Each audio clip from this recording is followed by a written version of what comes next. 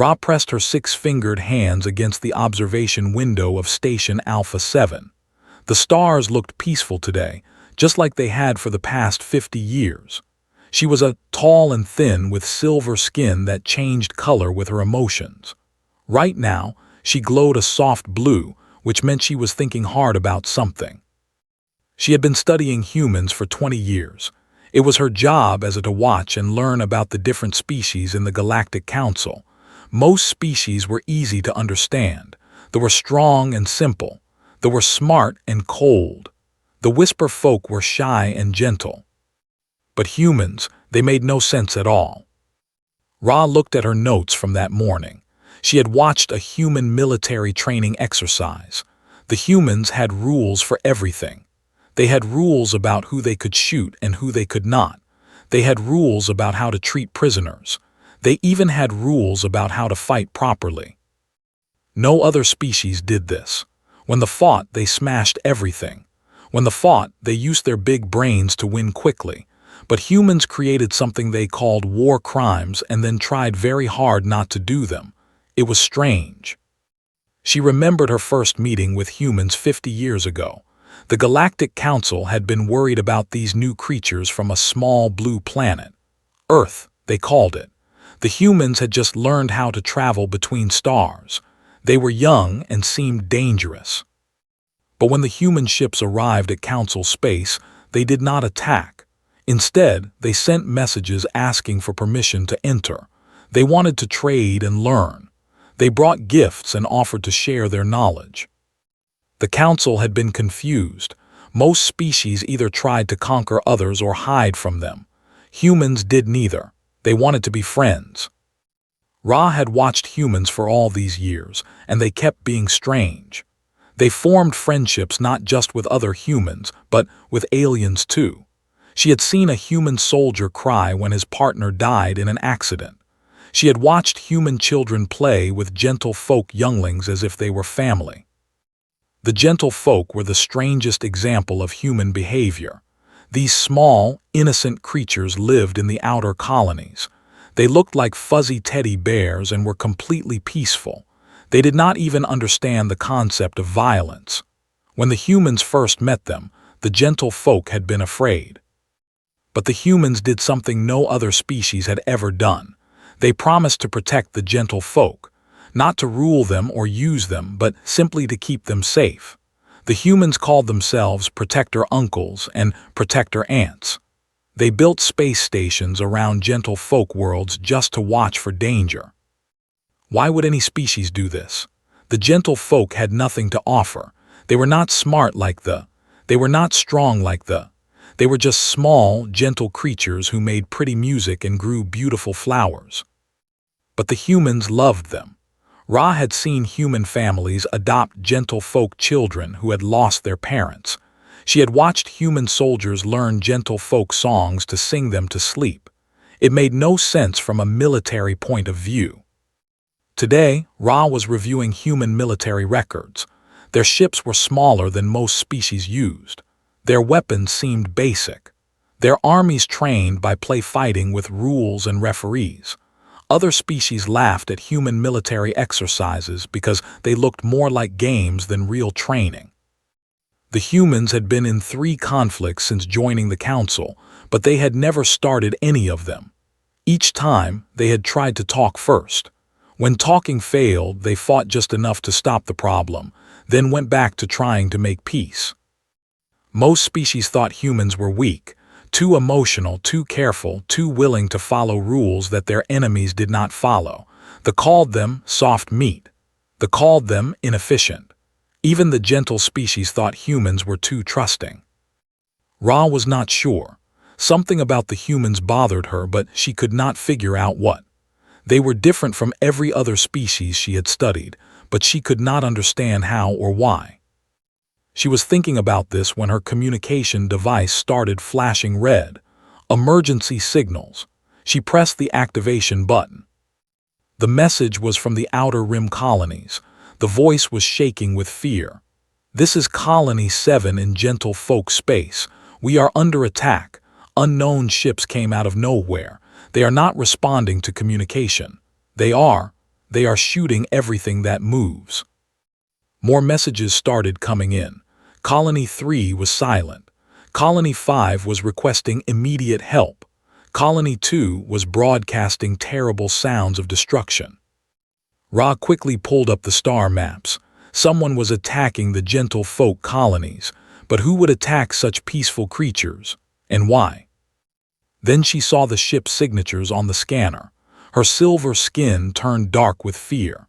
The hegemony of, she had heard stories about them from the far edge of space. They were a military empire that conquered and destroyed other species for fun. They took pleasure in causing fear and pain. But they had never come this far into Council space before, and they had chosen to attack the most innocent species in the galaxy. A new message came through. This one was from the human monitoring station in that sector. The voice was calm and professional, but Ra could hear something underneath it, something cold. "This is Commander Sarah of the Human Monitoring Station Bright Watch. We have confirmed hostile action against civilians in Gentle Folk space. We are implementing emergency protocols. All human vessels in the region are to respond immediately. This message is being sent to Earth Command and all human colonies." The transmission ended. For a moment, everything was quiet. Ra stared at her screens. She watched as human ships started moving from all over their space. Not just military ships, but civilian vessels too, cargo haulers, mining ships. Even small family transports were changing course toward the Gentle Folk colonies. She had never seen anything like it. When other species faced threats, their military responded. But all of humanity seemed to be waking up at once. Her skin turned deep purple with confusion. Why were the humans responding so strongly? Yes, they had promised to protect the Gentle Folk, but this seemed like too much. It was just 3 small colonies. Most species would write it off as a loss and move on. But the humans were not moving on. They were all moving toward the sound of battle. For the first time in 20 years of studying them, Ra felt afraid of humans. She did not know why. 3 days had passed since the attack began. Ra had not slept well. Her silver skin kept changing colors as she watched her monitors. What she was seeing made no sense. Every human ship in known space was moving. Not just the military ones, but everything that could fly. Cargo haulers were being fitted with weapons. Mining ships were loading up with soldiers. Even small family ships were joining the growing fleet. But that was not the strangest part. The strangest part was how the humans were working. Ra had access to human communication channels because of her research position. Usually, these channels were full of chatter.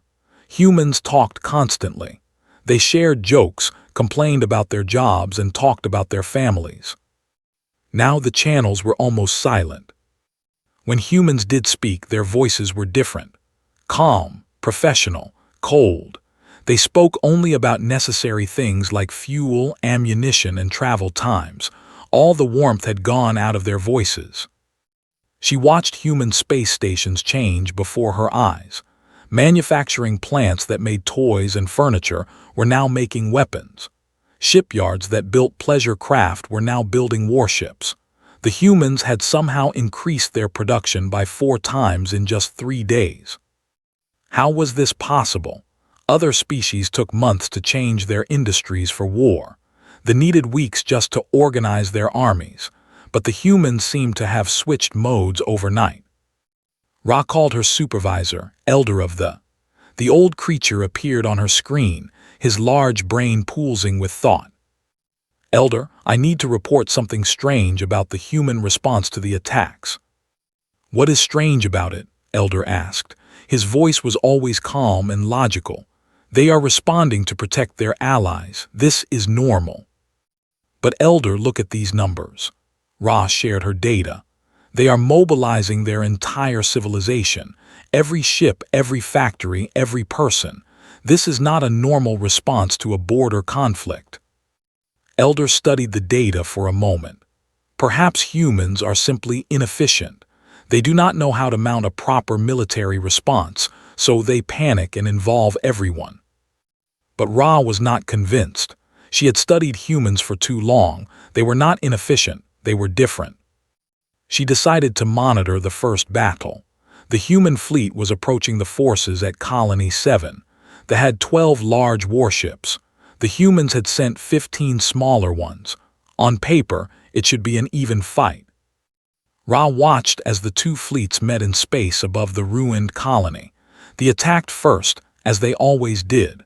They were proud warriors who believed in overwhelming force.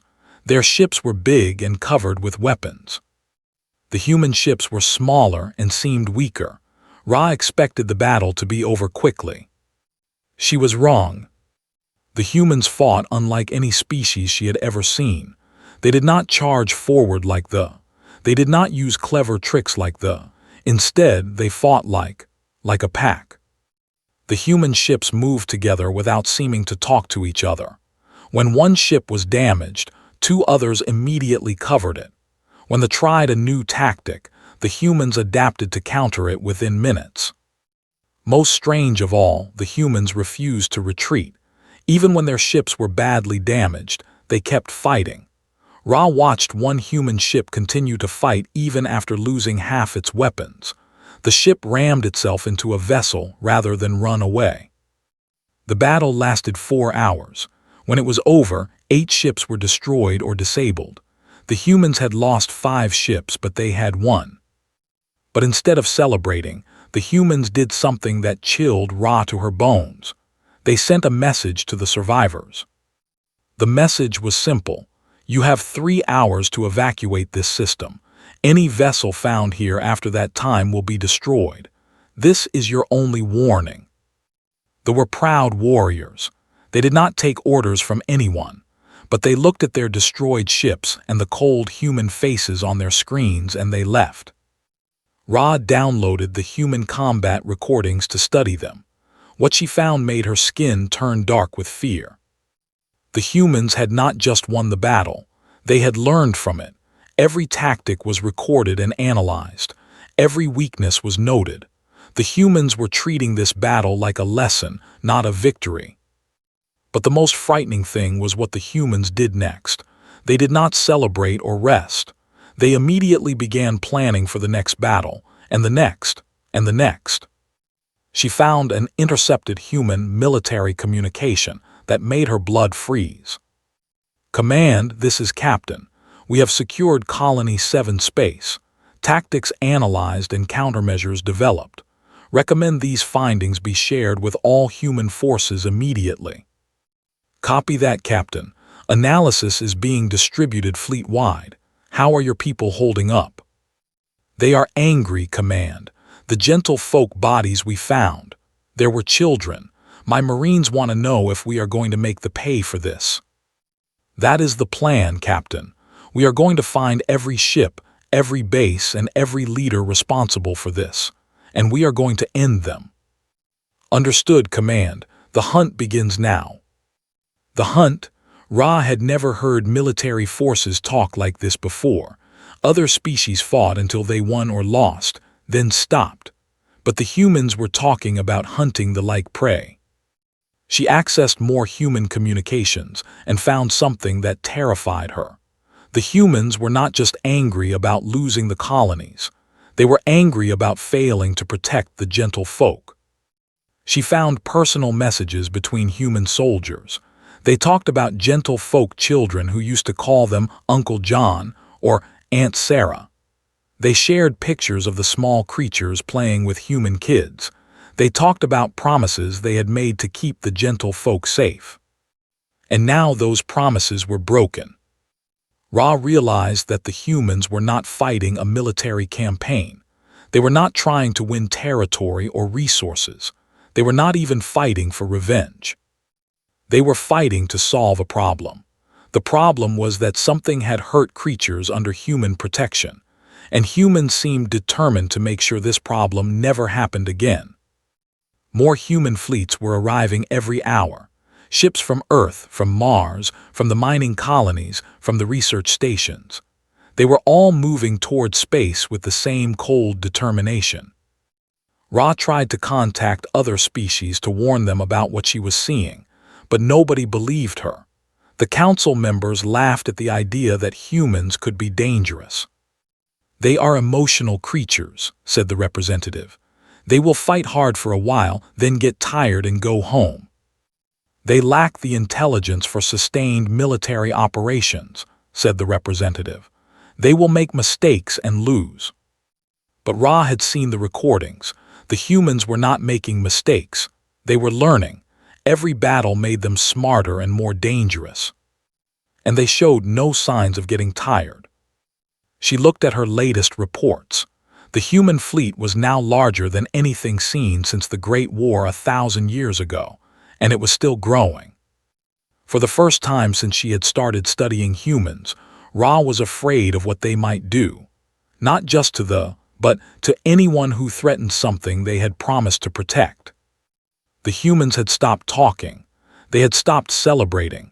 They had stopped being the friendly, emotional creatures everyone thought they knew. They had become something else entirely, something cold and determined and utterly terrifying. And they were just getting started. 2 weeks had passed since the first battle. Ra had not left her observation station.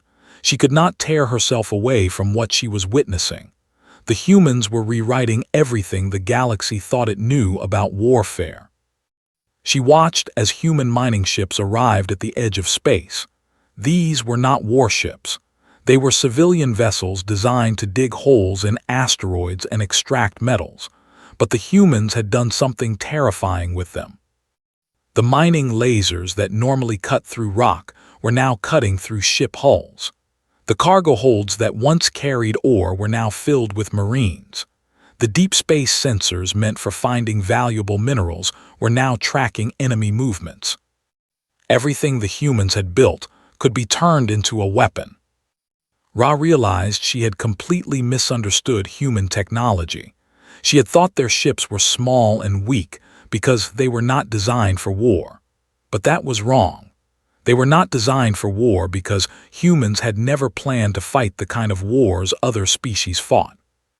Other species built warships and civilian ships. Humans built ships that could be anything they needed them to be. She watched a human terraforming ship approach an outpost on a dead planet. They probably thought it was just a support vessel. They were wrong.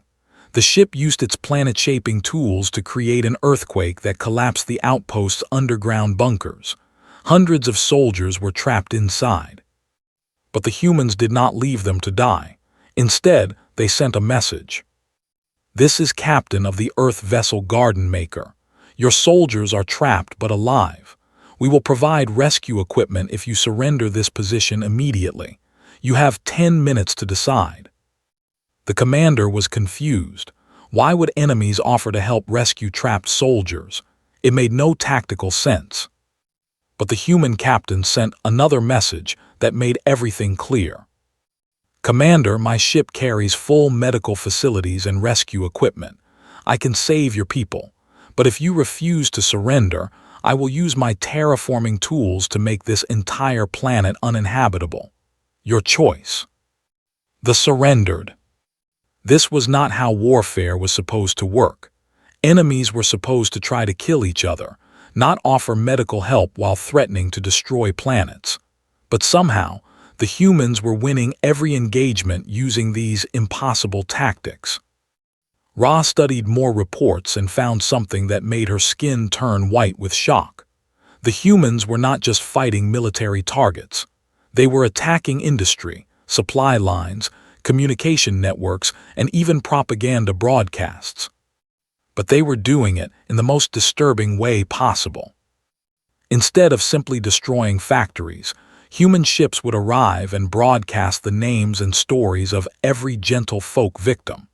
They would show pictures of the small, innocent creatures who had been killed.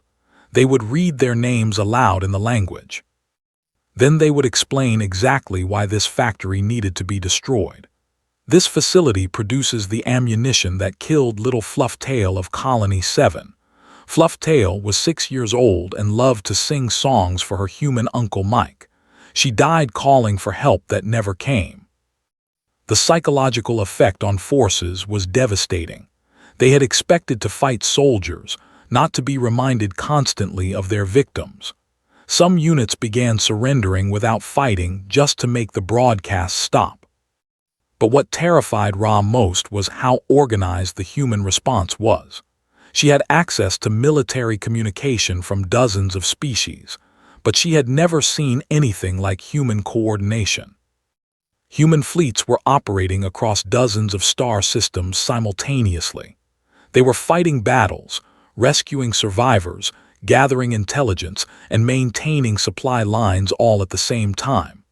And somehow, every human commander seemed to know exactly what every other human commander was doing. She found the answer in an intercepted transmission from Earth Command. All units, be advised that tactical analysis has identified a pattern in defensive formations. They assume we will attack their strongest points first, so they reinforce those areas and leave their flanks weak. Recommend all units exploit this weakness immediately. Within hours, every human force in space had received and implemented this information. The humans were sharing every piece of intelligence instantly across their entire military. But they were sharing more than tactical information. They were sharing emotions. Ra discovered that human forces were broadcasting personal messages from the families of gentle folk victims. A human soldier on one side of the galaxy would listen to a recording of a gentle folk parent singing a lullaby for a child who would never come home. Then that soldier would fight harder. It was weaponized grief. The humans were turning their pain into fuel for war. She decided to research human evolutionary history to try to understand what she was seeing. What she found made her want to hide under her desk. Humans came from a world of persistence predators. They had evolved to hunt by chasing prey until it collapsed from exhaustion. They could run for days without stopping. They could track wounded animals across continents. They never gave up. But more importantly, they hunted in packs. Human hunters would spread out across vast distances but still coordinate their attacks. Some would drive prey toward others. Some would cut off escape routes. Some would deliver the final blow. And they had brought this hunting behavior to space warfare. Ra watched as human forces surrounded an entire star system. They did not attack immediately. Instead, they cut off every supply route.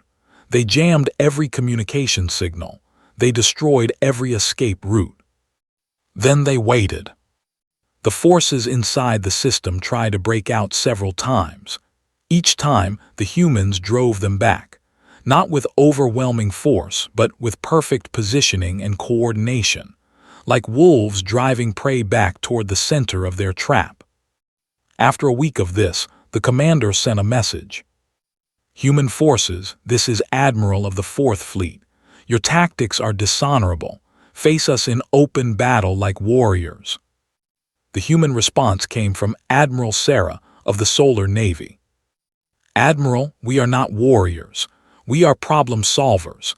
The problem is that your forces attacked innocent civilians under our protection. We are solving this problem by removing your ability to threaten anyone ever again. Surrender now and your people will be treated according to human military law. And if we refuse, then we continue until you have no choice. They tried to break out again, and again. Each time, the humans drove them back with minimal casualties on both sides. The humans were not trying to kill forces. They were trying to exhaust them. After 2 weeks, the fleet surrendered, not because they had been defeated in battle, but because they simply could not fight anymore. Ra realized that the humans were fighting like their ancestors had hunted. They were using persistence tactics on an interstellar scale. They were chasing them across multiple star systems, cutting off their escape routes, wearing them down until they collapsed.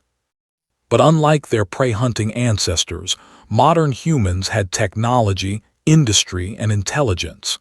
They could coordinate across impossible distances. They could adapt to any tactic in real time. They could maintain pressure indefinitely. Most terrifying of all, they showed no signs of getting tired. She found a personal log from a human marine that summed up everything she had learned. Day 18 of operations. They keep trying new tactics, but we adapt faster than they can implement changes. Command says we are fighting like our ancestors hunted mammoth, but with better tools. We spread out, coordinate our attacks, and never let the prey rest. The difference is that mammoth hunters eventually went home when the hunt was over. But this hunt does not end until every gentle folk child has been avenged, and they can never hurt anyone again. Some of the alien observers think we are being cruel. They do not understand. We are not being cruel. We are being thorough. Thorough. That was the word that made Ra's blood turn to ice. The humans were not fighting a war. They were solving a problem with the same methodical determination they brought to building cities or exploring new worlds. And they would not stop until the problem was completely solved. 1 month into the conflict, the impossible happened. They asked for peace talks. Ra could not believe what she was reading. The hegemony had never backed down from a fight in their entire history. They were proud warriors who believed that strength was the only virtue that mattered. They conquered other species for sport. But now they were asking to negotiate. The message came through official Galactic Council channels. The hegemony of requests immediate mediation of hostilities with human forces. We are prepared to discuss terms for ending this conflict. Elder contacted Ra immediately. His large brain was pulsing with confusion. They want to negotiate after only 1 month. How is this possible? Ra had been tracking the human advance through space. She knew exactly why they wanted to talk. Elder, they have lost 60% of their fleet. The humans have taken control of 12 star systems, and they are producing new ships faster than they are losing them. But that should not matter to they are warriors, they fight to the death. Not against humans, apparently. The human response to the peace request was swift and simple. The hegemony of may surrender unconditionally. There are no other terms available. This caused an uproar in the Galactic Council. Representatives from dozens of species demanded that humans accept mediation. War was supposed to have rules. Conflicts were supposed to end with negotiations and treaties. They offered to mediate. They offered to host peace talks. Even who usually loved watching good fights, suggested that the humans had made their point. The human response was the same to everyone. This is not a territorial dispute or a trade war. This is justice for genocide. The only acceptable outcome is the complete surrender of all forces responsible for attacking civilian populations. Ra watched as several species began quietly reviewing their own military capabilities. For the first time in galactic history, other species were afraid of what humans might do if they were ever attacked. The Whisper folk, who were almost as peaceful as the Gentle folk, sent a private message to human leadership. We want to formally request protection similar to what you provided the Gentle folk. We can offer nothing in return except our friendship. Within hours, human ships began patrolling Whisper folk space. Other species took notice. The soft builders, the dream singers, and the flower children all requested human protection. These were small, peaceful species that had always lived in fear of more aggressive neighbors. But the humans said yes to all of them. Ra realized that the humans were not just fighting they were fundamentally changing the balance of power in the galaxy. Every peaceful species now had a protector who had proven they would fight total war to defend innocent lives. She decided to investigate how the humans were maintaining their war effort. The numbers made no sense. They were fighting across dozens of star systems, but their economy was actually growing stronger, not weaker. The answer was disturbing. The humans had designed their entire civilization to be able to switch to war production instantly. Every factory, every shipyard, every research facility had been built with dual purposes from the beginning. But more than that, Every human seemed to understand their role in the war effort without being told. She found communication logs from human civilian facilities. New Shanghai Industrial Complex to Earth Command. We have converted 60% of production to military supplies. Estimate we can reach 80% by next week. Do you need us to hit full war production? Earth Command to New Shanghai. Negative. Maintain 20% civilian production for refugee support operations. Also, we need you to start producing medical supplies for prisoners. Medical supplies for enemies command. Affirmative. We treat prisoners according to human military law, which means we keep them healthy. Also, healthy prisoners are more likely to provide useful intelligence. This was the most alien thing about human warfare. They were simultaneously the most ruthless and most merciful enemies the galaxy had ever seen.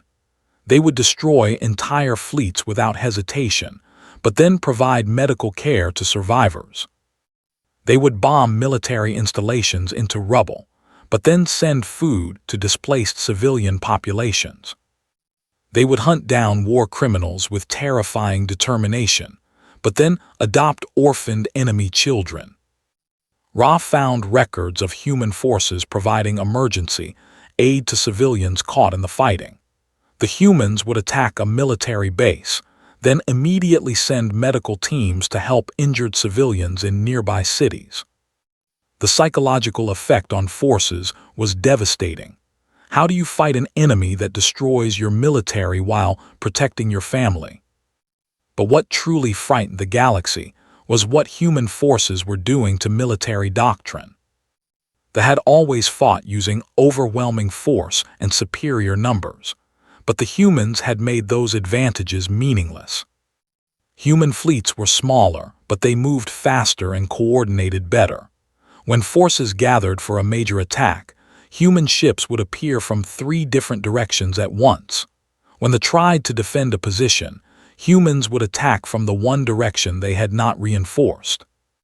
Every tactic was countered within hours of being used. Every defensive position was analyzed and defeated.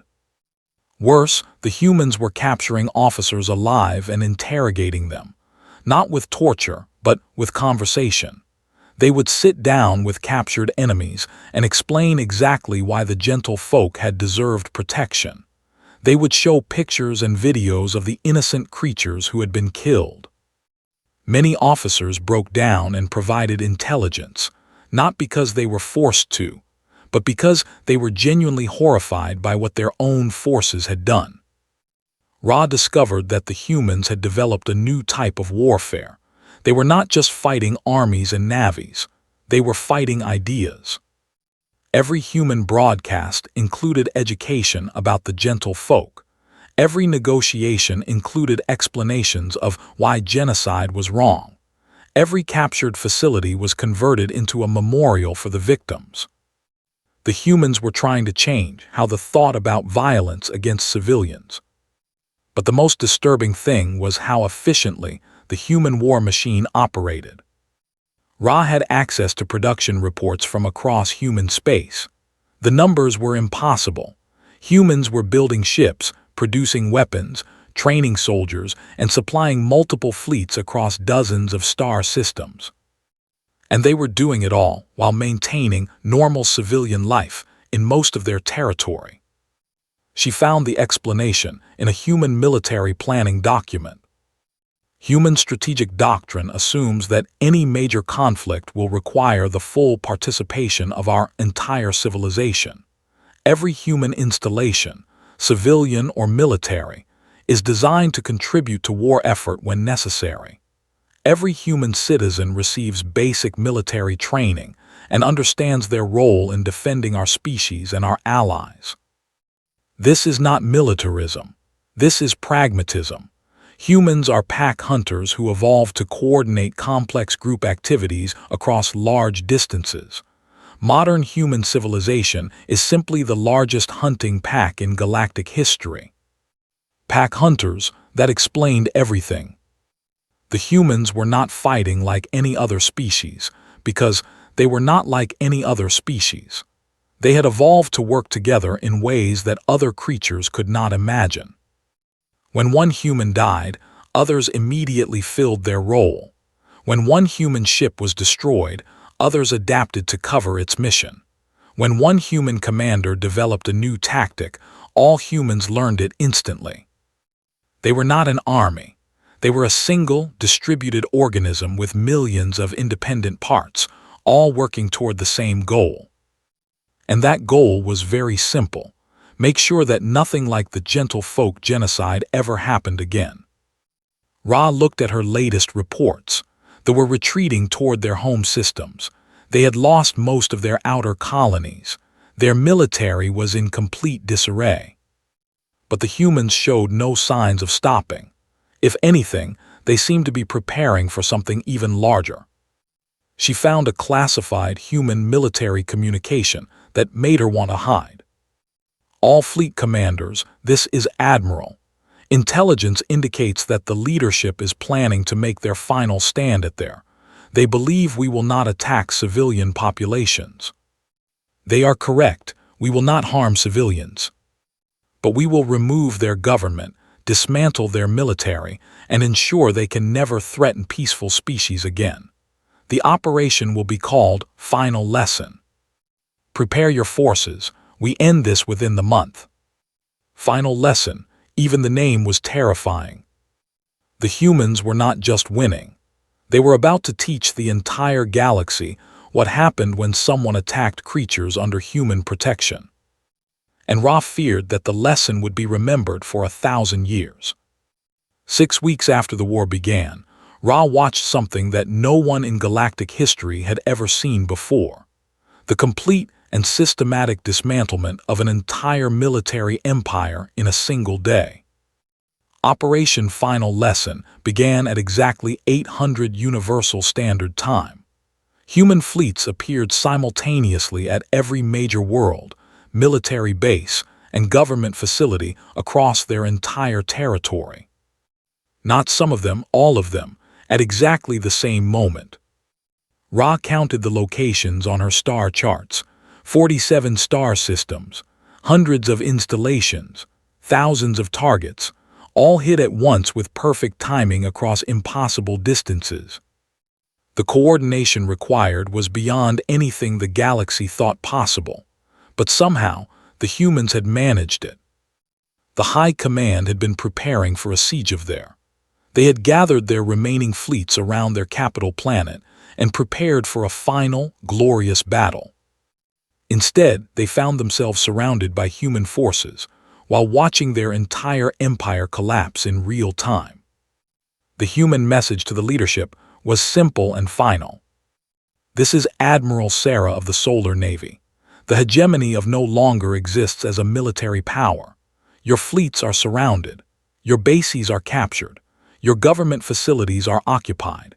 You have two choices: surrender immediately and stand trial for genocide, or watch us dismantle your civilization piece by piece until surrender is your only option for survival. Ra watched as they tried to respond with their remaining forces. It was useless. Every move they made had been predicted and countered. The humans had spent weeks studying tactics, psychology, and military doctrine. They knew exactly what they would do before they did it. When ships tried to escape, they found human vessels waiting exactly where their escape routes would take them.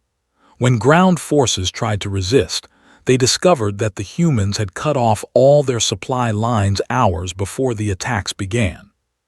When commanders tried to coordinate a defense, they found that their communication networks had been quietly compromised for days. The humans had not just defeated the military. They had studied it, understood it, and then taken it apart like a broken machine. But what amazed Ra most was what the humans did with their victory. Instead of destroying cities or enslaving their population, human forces immediately began providing humanitarian aid. Medical teams treated injured civilians. Engineering corps repaired damaged infrastructure. Supply ships brought food to areas affected by the fighting. At the same time, human military police began arresting every officer who had been involved in attacking the gentle folk colonies. They had detailed lists of names and charges. They knew exactly who they were looking for. The trials began within a week. Ra watched the proceedings with fascination and horror. The humans had documented everything, every order given, every shot fired, every innocent life lost. They presented evidence with the same methodical precision they brought to warfare. But they also did something unprecedented. They provided defense lawyers for the accused. They followed their own legal procedures exactly, even for enemies who had committed genocide. The galaxy watched in confusion as humans proved that leaders had ordered the killing of civilians, then sentenced them to imprisonment rather than death. "We are not seeking revenge," Admiral explained to the Galactic Council. "We are establishing justice. These individuals will serve their sentences in human prisons, where they will be treated humanely but kept away from anyone they might harm." Justice, not revenge. The distinction seemed important to humans, though most other species could not understand the difference. Ra finally understood why the humans had been so terrifying in this conflict. They had not been fighting an emotional war based on anger or hatred. They had been solving a problem with the same systematic approach they used for everything else. The problem was that they had committed genocide against innocents. The solution was to ensure they could never do it again. And humans had solved the problem completely. Within 3 months, the hegemony was gone, not destroyed but transformed. Their military was disbanded. Their weapons were confiscated. Their government was replaced with a civilian administration overseen by the Galactic Council. But most importantly, their children were being educated about the value of protecting peaceful species rather than conquering them. The humans had not just won a war. They had changed an entire civilization's understanding of what strength meant. 6 months after the conflict ended, Ra received an invitation to visit the memorial sites that humans had built on the former gentle folk colonies. She arrived at Colony 7 to find something beautiful and terrible. The humans had rebuilt the destroyed settlements exactly as they had been, but now they were maintained as living memorials. Human families had volunteered to care for the sites. They lived there, grew the same flowers the gentle folk had grown, and sang the same songs the gentle folk had sung. Ra met a human woman named Sarah, who was teaching her young son to tend a garden that had once belonged to a gentle folk family. "Why do you do this?" Ra asked. "The gentle folk are gone. This will not bring them back." Sarah looked at her with eyes that held deep sadness and absolute determination. Because someone needs to remember. Someone needs to care for the things they loved. Someone needs to make sure their songs do not disappear from the universe. "But why humans? Why do you take this burden upon yourselves?" "Because we promised we would protect them. We failed. So now we do the only thing we can do. We make sure they are not forgotten, and we make sure it never happens again." That evening, Ra sat in her guest quarters and finally wrote her final report on humanity. After 6 months of watching them wage war and rebuild peace, she finally understood what made them different from every other species in the galaxy. "Humans are persistent predators," she wrote. "But they do not just hunt prey, they hunt problems. When they identify something that threatens what they value, they pursue it with the same relentless determination their ancestors used to hunt mammoth across continents." But unlike other predators, humans can choose their prey. They choose to hunt war itself. They choose to hunt suffering. They choose to hunt injustice. When they bond with other species, those species become part of their pack. And humans will defend their pack with capabilities that span star systems and last for generations. Other species make war to gain territory or resources. Humans make war to solve problems, and they do not stop until the problem is completely solved. This is why they fell so quickly. This is why other species fear human retaliation.